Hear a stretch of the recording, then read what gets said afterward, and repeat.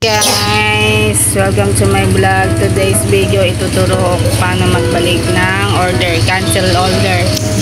Bawa, nag-order kayo tapos hindi nyo alam kung paano ibalik. Ganito gagawin nyo guys, click nyo yung cancel refund. Yan. Nandiyan na kayo guys. Return. Click nyo yung return. Yung nasa kaliwa. And then nandiyan na kayo, makikita yan, i-click nyo yung change, tapos return ulit, return refund.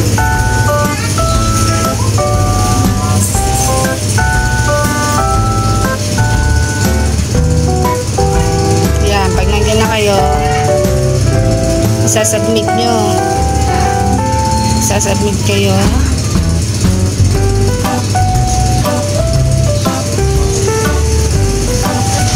I-picture nyo yung item guys. Tapos sasabihin nyo dyan kung ano yung reason nyo guys. Ita-type nyo dun sa may box. Kasi yung na-order ko na chinelas, mali yung size, tapos dalawa yung aking inanong item pero isa lang ang binigay in order. Tapos i-schedule nyo dyan guys kung kailan ko pipick upin nung Lazada yung nag-deliver, tapos i-confirm mo. Ayan siya guys. Tapos makikita mo kung gusto mo picturean mo. Ako pinicturean ko para alam nung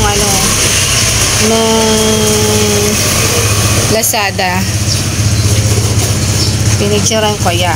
Yan siya guys. Pinicturean ko. Mali kasi yung binigay sa akin na item.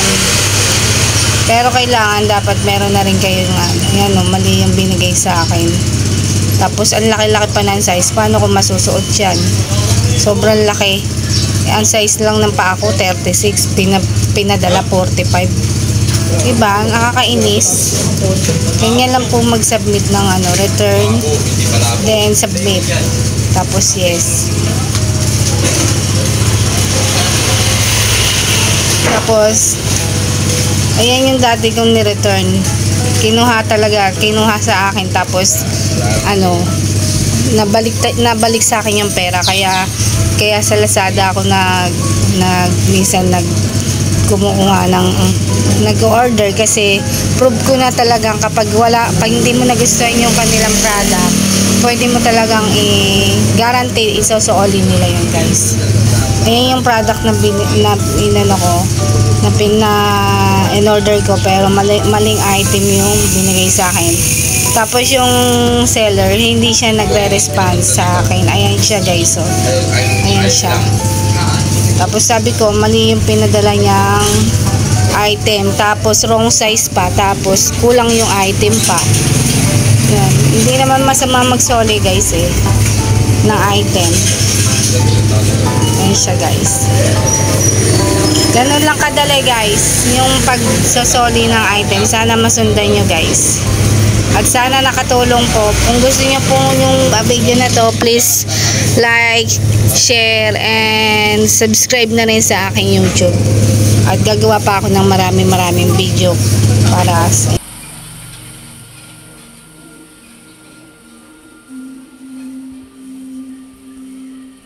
We walked the